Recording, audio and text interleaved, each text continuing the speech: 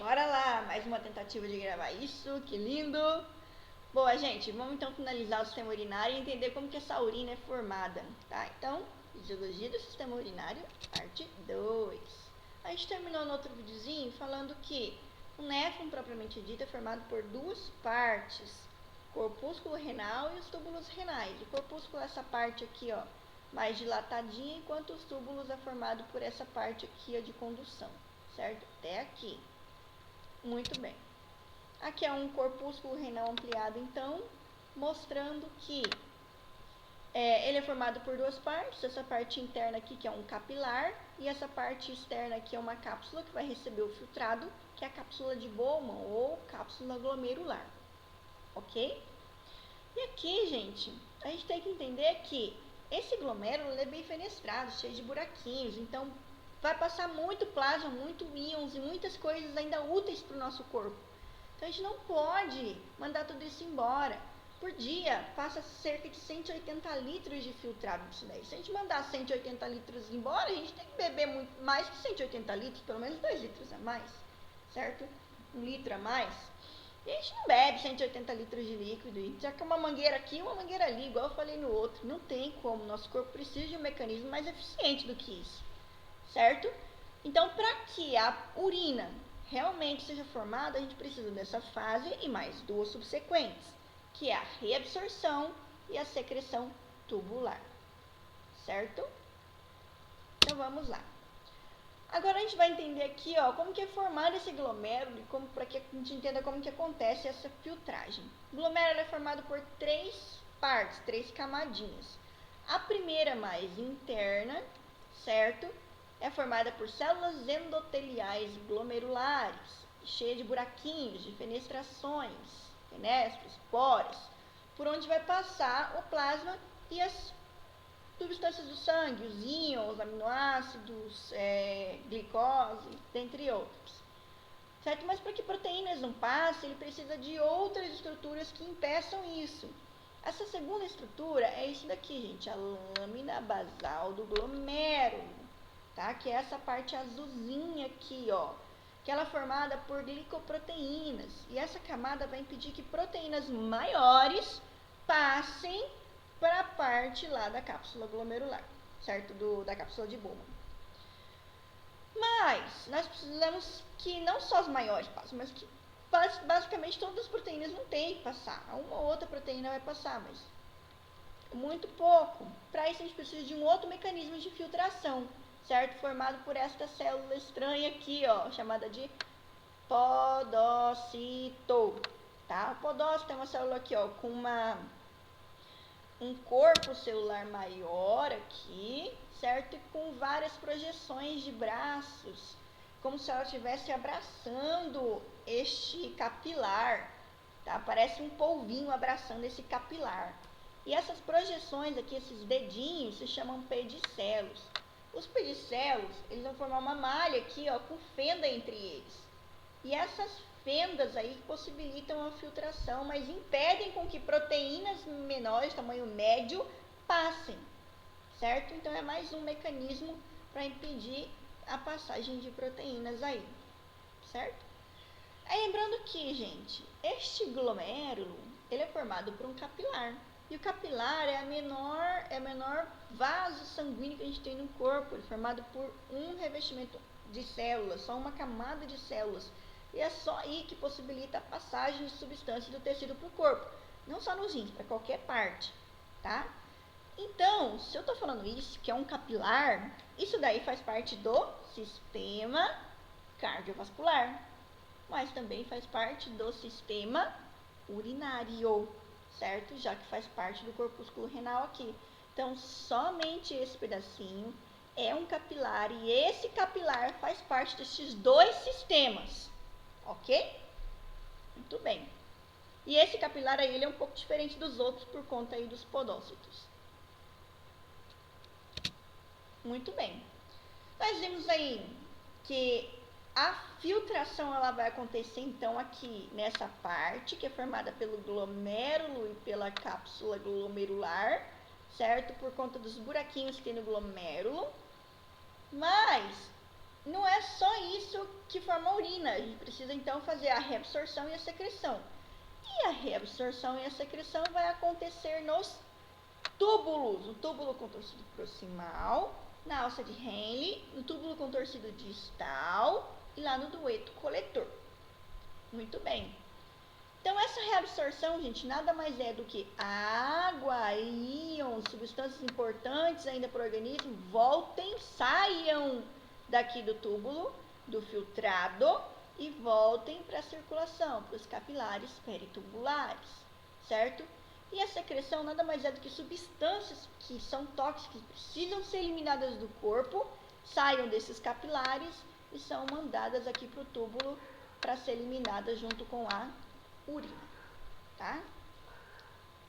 Muito bem.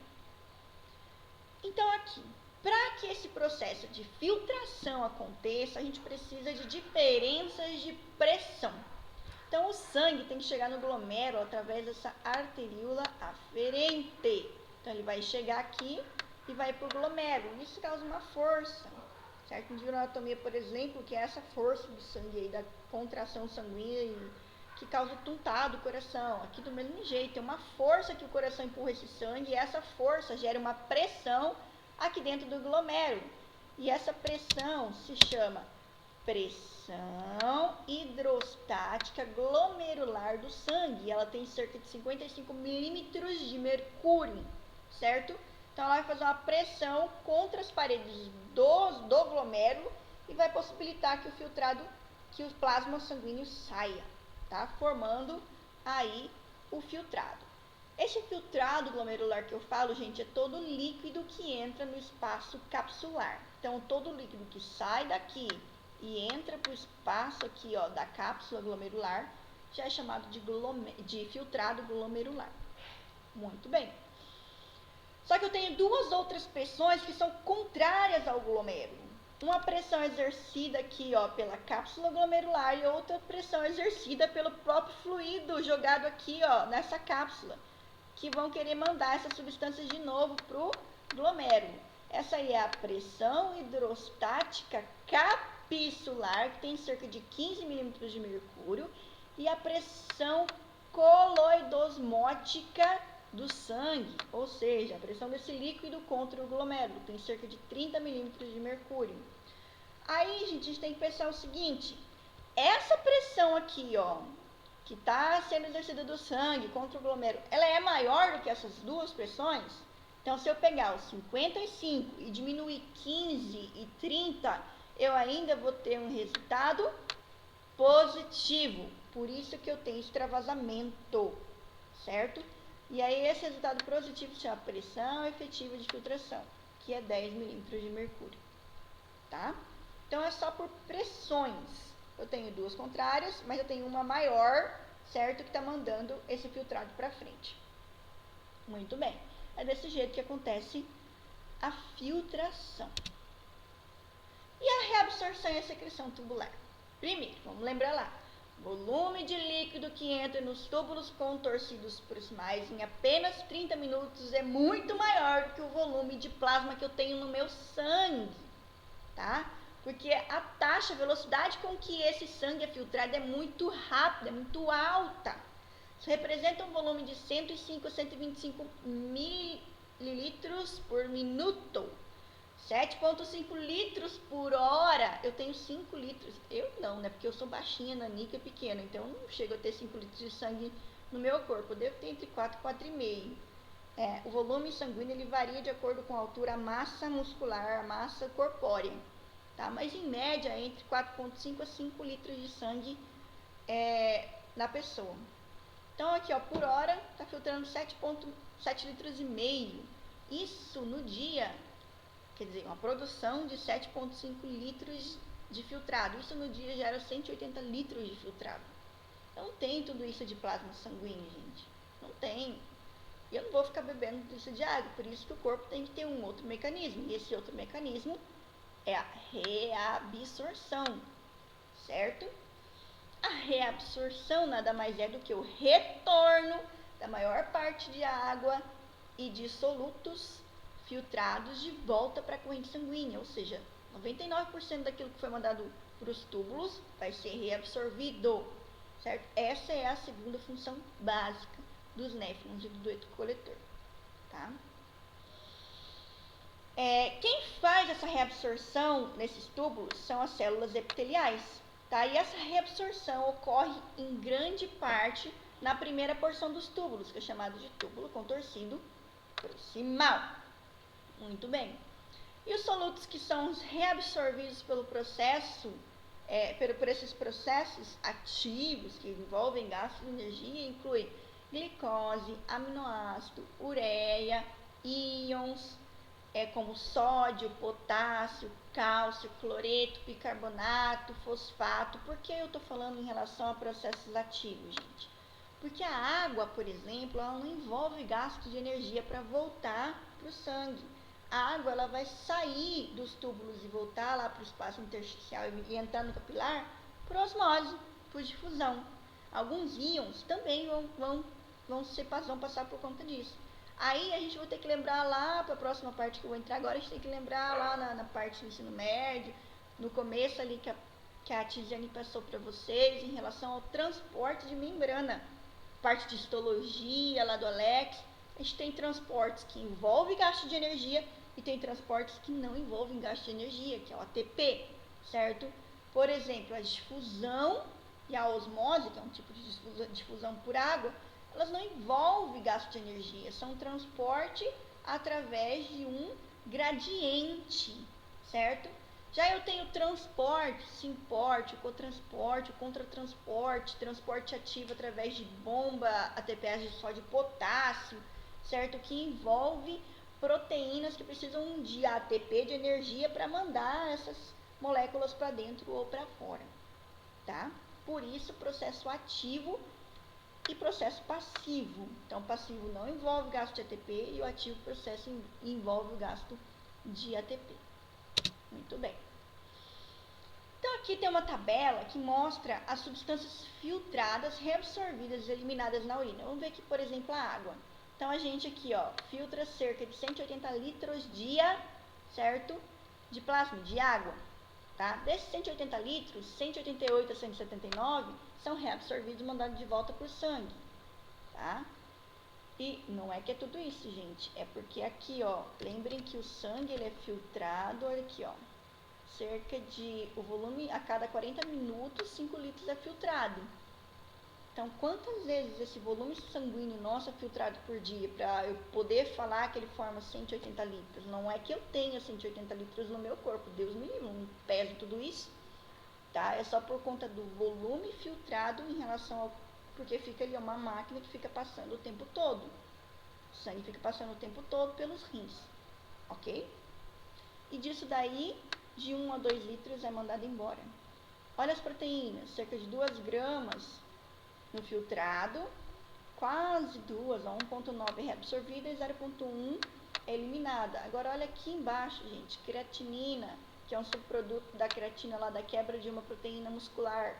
1,6 é mandado embora, nada é reabsorvido e é tudo mandado ali, eliminado para a urina, certo? O resto, vejam que tem uma grande parte que é mandada para o filtrado, uma grande parte que é reabsorvida e uma mínima parte que é mandada embora na urina, tá? Muito bem, a glicose não é mandada nada em relação ao que é filtrado, certo? E através dessas concentrações aqui, a gente consegue depois, lá no finalzinho, mostrar para vocês, ver se os sistemas corpóreos estão funcionando bem ou que pode não estar funcionando bem no nosso corpo por conta de alguma coisa que está sendo eliminada na urina que não devia ser eliminada, tipo a glicose. Ok? Muito bem. Taxa de filtração glomerular. O que é isso? É o volume filtrado produzido por ambos os rins por minuto.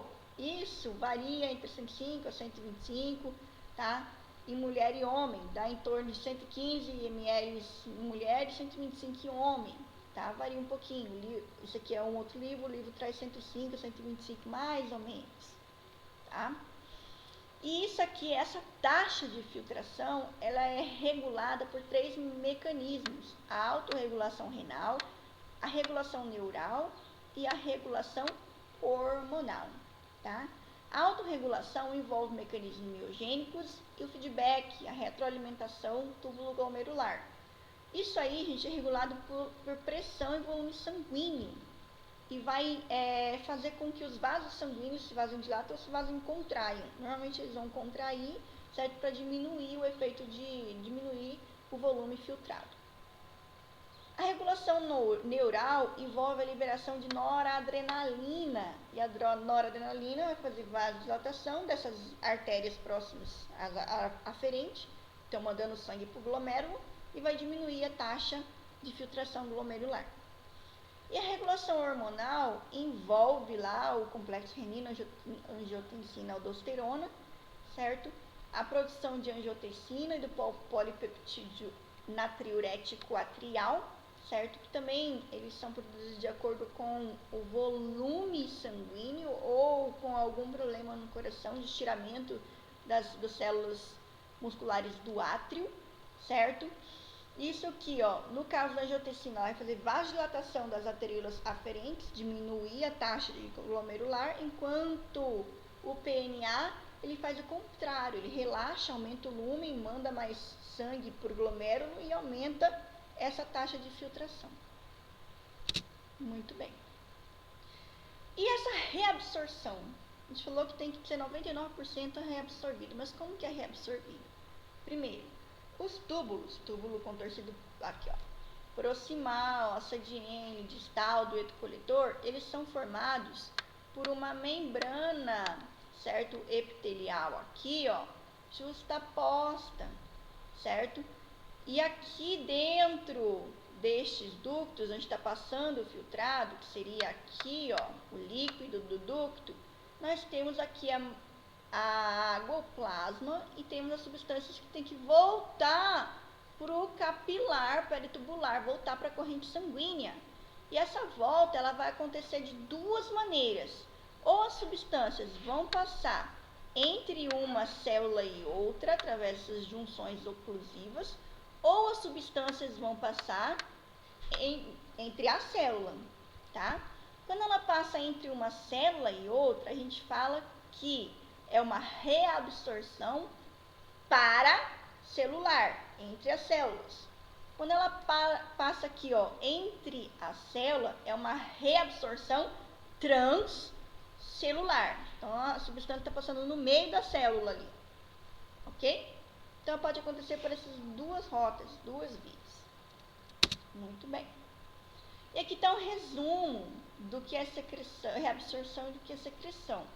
Cada partezinha dessas aqui, ó, túbulo contorcido proximal, alça de Henle, parte descendente, parte ascendente, túbulo contorcido distal e dueto coletor, eles vão reabsorver uma coisa específica e secretar coisas específicas. Vamos ver aqui, ó, o túbulo contorcido proximal. Então, aqui, ó, proximal. Eles vão reabsorver a maior parte dos íons de água, então 65% da água através de osmose, certo? 65% do sódio através de bombas de sódio e potássio, de proteínas sim portadoras e contratransportadoras, são transporte também facilitado através de proteínas, certo? 65% do potássio por difusão, glicose por difusão facilitada, sim portadoras, certo? Aminoácidos, cromo, ureia, e ele vai secretar, ou seja, vai mandar aqui, ó, do sangue para os túbulos H+, íons de hidrogênio, NH, certo? De acordo com a concentração de ácido ou básico do sangue, ureia, creatinina, entendeu? Então aqui, gente, ó, é esse pedacinho aqui, ó, essa primeira bolinha faz isso. Enquanto na alça de Henle, por exemplo, aqui na parte descendente, ele vai absorver 15% reabsorver 15% de água, mandar essa água de volta para lá. Enquanto na ascendente, ela vai absorver os íons, formando um gradiente aqui, ó. Então, mando íons para cá e a água vai querer sair do túbulo e ir para fora, certo? Formando essa parte enquanto ela reabsorve íons, manda íons para fora, forma um gradiente. A água vai querer se movimentar no lugar que tem menos soluto para o mais soluto. Então, ela vai sair daqui e vai para fora, certo? Aqui eu não tenho canais de água. Essa água, ela sai dos túbulos para fora através de proteínas transmembranas chamadas de aquaporina 1. Então, são tubinhos que tem nessa membrana que possibilita a passagem de água por gradiente, tá? Então, aqui, ó, sódio, através de proteína assim portadora, potássio, e secreção. O que vai acontecer de secreção aqui? Ureia, certo? Na alça de N. No distal, eu tenho reabsorção de mais 10 a 15% de água, mais um tanto de sódio, um tanto de cálcio, certo? E no ducto coletor, dueto coletor, qual é a diferença aqui, ó?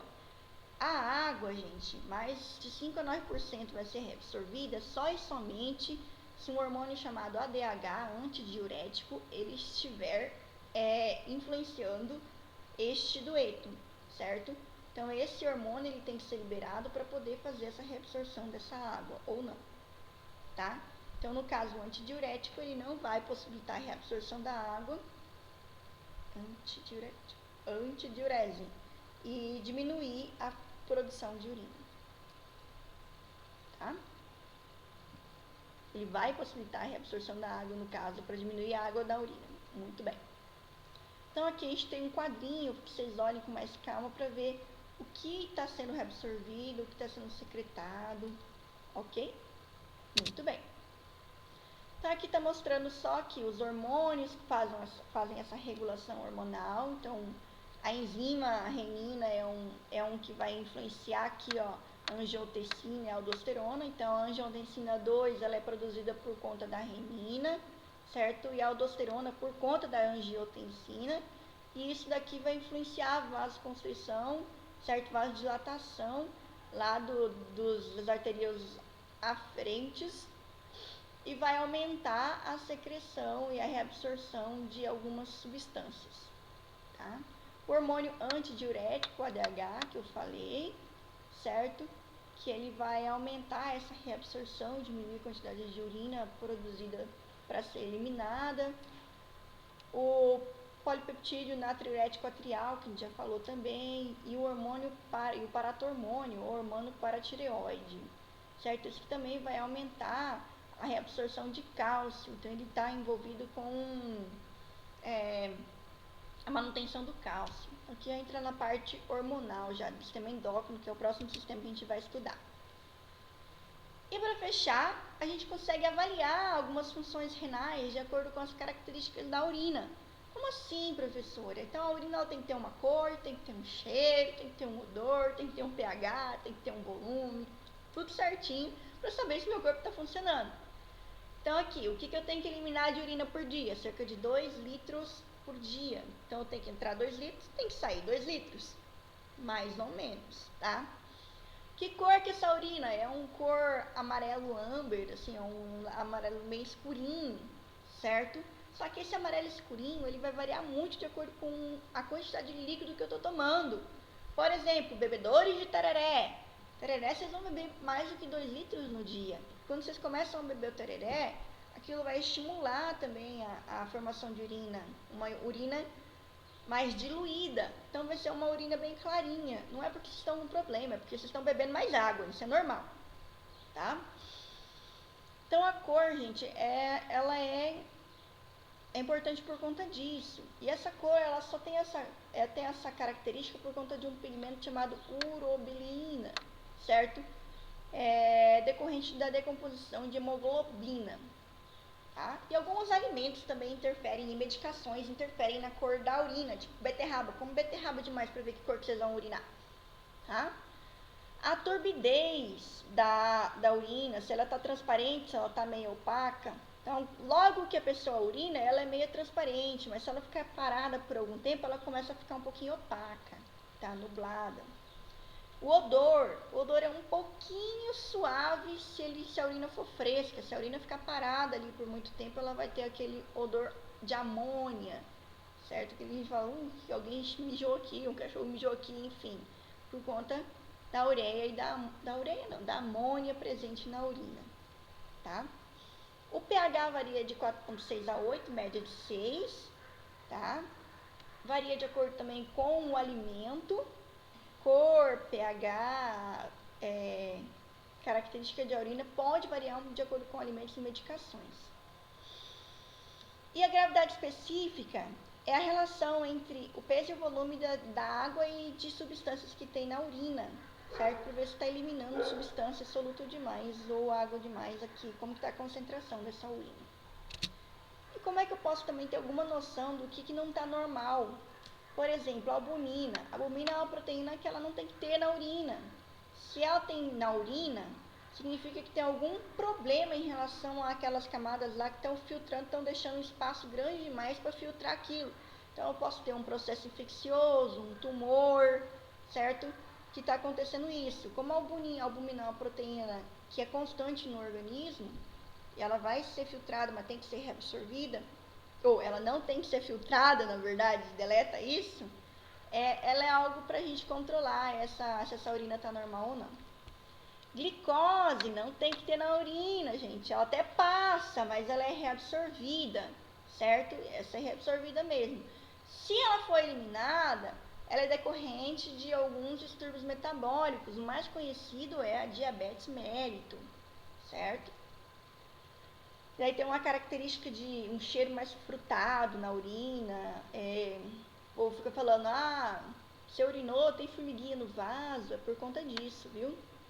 Eritrócitos, células sanguíneas, não tem que ter células sanguíneas, porque são grandes demais para passar. Se tem células sanguíneas, por exemplo, é indicativo de uma infecção ou de um cálculo que passou ali na uretra, certo? Que já é depois dos túbulos e causou uma lesão e apareceu sangue ali na urina por conta dessa lesão. Ou até de uma coleta meio errada, assim, e foi alguma parte de sangue menstrual. Pode acontecer, por que não? Corpos cetônicos, não tem que ter. Corpos cetônicos, ele indica que é um metabólito da quebra de gordura, porque a pessoa ficou muito tempo, período muito grande de abstinência de comida, tá? Então, significa que a pessoa está com anorexia, tá com isso aí se chama cetonúria, tá com pouco carboidrato na alimentação. Eu esqueci de falar, mas a glicose, o aumento da glicose se chama glicosúria, o aumento de eritrócitos, hematúria, de albumina, albuinúria, certo? Cetonúria e assim por diante. Bilirrubina é um derivado da quebra também da hemácia, então pode sugerir algum problema sanguíneo, tá? Alguma anemia, por exemplo. Urobilinogênio é um produto também da decomposição da hemoglobina, então também pode indicar algumas doenças como anemias específicas, a hemolítica, hepatite infecciosa, obstrução biliar, cirrose, certo? Cilindros são massas de células específicas, por exemplo, células leucocitárias, tá? Que não deveria ter a presença dessas células aí. Então, é alguma infecção, algum problema lá na filtragem. E micróbios, gente, vai ter sempre uma quantidade, porque na verdade esse é um trato que tem conexão com o meio externo, então ele tem uma microbiota ali, só que ele tem uma quantidade normal. Aí tem algumas que são normais de encontrar, mas em concentração baixa. Por exemplo, a mulher tem Candida albicans na flora nata dela. Só que é raro isso acontecer de encontrar na urina ou uma taxa muito pequena. Se estiver maior, significa que ela está com uma infecção por uma levedura, que é a Candida albicans. Tá? Outros mais comuns, nós temos a bactéria E. coli, certo? O protozoário Trichomonas vaginalis, que também são bem conhecidos, bem encontrados em homens e mulheres. Ok? Muito bem. Beleza, produziu a urina. Essa urina tem que ser agora mandada embora, tá? Então, lá nos rins, dos rins passa aqui, ó, os dois uretérios. Os uretérios têm cerca de 20 centímetros de comprimento. Vou mandar a urina aqui para a bexiga urinária. Então aqui está mostrando a bexiga de uma mulher. Tá? Essa bexiga urinária ela vai armazenar cerca de 700 a 800 ml de urina. Entretanto, todavia, com 200 a 400 eu já começo a sentir vontade de eliminar essa urina, de micção, tá? Através do sistema nervoso autônomo, ele manda estímulos lá, a pressão da parede da urina já manda estímulos para o sistema e ele projeta, volta com uma resposta de relaxamento dos esfíncteres, certo? Contração da musculatura lisa para empurrar essa urina e contração, esse ato de micção, ele é voluntário e involuntário, porque eu também vou contrair os músculos abdominopélvicos para poder mandar embora essa urina, tá? Então a urina aqui, ó, ela tem um esfíncter que vai manter o xixi aqui, graças a Deus, nós temos isso, porque senão a gente fica pingando urina aqui toda vez que produz um pouquinho, né? Que isso se chama incontinência urinária. Aí ela tem uma abertura interna e uma abertura externa. A abertura interna é o ósseo externo da uretra e a externa é o ósseo interno e externo da uretra. Tá? Então essa bexiga encheu, tive vontade de fazer micção, relaxou o esfíncter, musculatura lisa contrai, musculatura do abdômen e da pelve contrai, certo? Manda a urina para a uretra. Uretra feminina, ela é curtinha, tem cerca de 4 centímetros e elimina a urina aqui. Então aqui tem uma imagem aqui, ó, de um corte sagital mostrando que a bexiga urinária da mulher ela fica situada anteriormente ao reto e inferiormente ao útero. Ela suporta um volume um pouco menor que o homem por conta do espaço que o útero ocupa, certo? E a uretra aqui, ó, tem cerca de 4 centímetros e termina aqui no aparelho reprodutor feminino. Enquanto a masculina, então aqui a gente tem a bexiga urinária, certo? Ela fica aqui, ó, anteriormente ao reto, superiormente a essa estrutura aqui que é a próstata, certo? E como não tem útero aqui em cima, ela suporta um volume um pouco maior de urina, ok? E a uretra deles é um pouco maior por conta do tamanho do órgão genital, tá? Então, enquanto a nossa tem 4, a dos homens tem 20 centímetros de comprimento, em média, mais ou menos. Tá? Também tem esfíncter interno, ósseo externo da uretra. E aqui, por ser longa e passar por tecidos diferentes, próstata, músculo aqui, ó, e pelo pênis, no interior do pênis, ela é dividida em 3 partes. Primeira parte aqui passando por dentro da próstata, parte prostática da uretra. Segunda parte, só esse pedacinho aqui, ó, que tem uma parte de músculozinho, parte membranácea da uretra. E a terceira parte, que é a maior, que está passando por dentro do interior do pênis, se chama parte esponjosa da uretra. E aí, manda a urina embora. E finish, sistema urinário. Espero que tenham entendido alguma coisa. E até o próximo sistema. Obrigada, gente.